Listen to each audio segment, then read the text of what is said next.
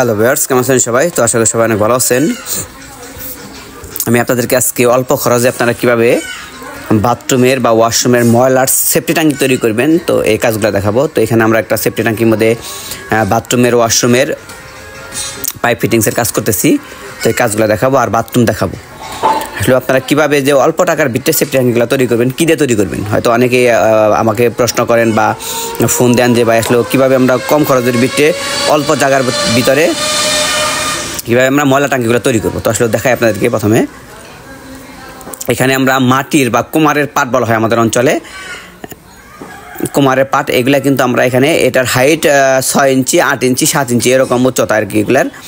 তো এগুলার সাইজ পাশে 30 ইঞ্চি, মানে 2.5 ফুট।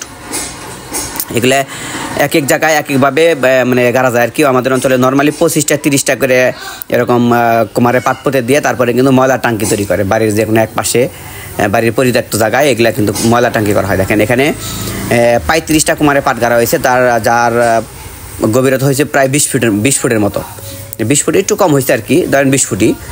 তো এটা তৈরি করতে গেলে আমার প্রতি পিস পাট নিছে ওনারা, মানে একদম ওনাদের মজুরি সহ 200 টাকা পিস, মানে 7,000 টাকায় ওনারা এই কুমারের পাট পুঁতে দিয়েছে। একদম 7,000 টাকার ভিতরে আপনার ময়লা ট্যাঙ্কি কমপ্লিট হয়ে গেছে। এটা যেভাবে গাড়া হয়েছে এটা বাকি জীবনে আপনারা ভরতে পারবেন না ময়লা দিয়ে। অন্তত এটাকে আরও মজবুত বা সেফটি করার জন্য এটা চতুর্পাশ দিয়ে ইট গেঁথে দিয়ে তারপর একটা উপরে স্ল্যাব দিলে কিন্তু এটা আরও মজবুত এবং শক্ত হবে।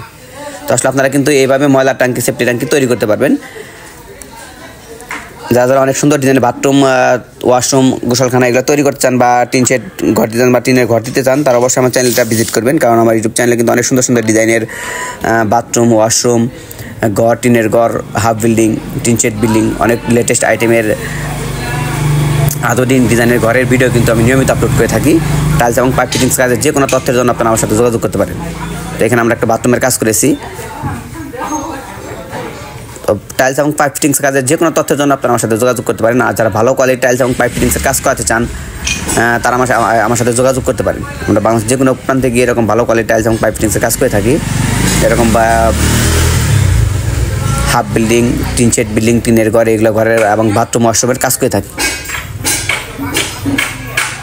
আর এরকম স্যানিটারি পণ্যের যে কোন পাইপের কীরকম দাম, কোন পাইপ দিয়ে আপনারা কাজ করলে বাথরুমগুলো স্থায়ী হবে, ভালো হবে, গুণগত মানের দিক থেকে সব ধরনের ফিটিংস দীর্ঘদিন স্থায়ী হবে, এরকম তথ্যের জন্য যোগাযোগ করতে পারেন। আমিও একজন টাইলস এবং স্যানিটারি ব্যবসায়ী। আমার দোকানের নাম সততা ট্রেডার্স, বাসাইল, টাঙ্গাইল।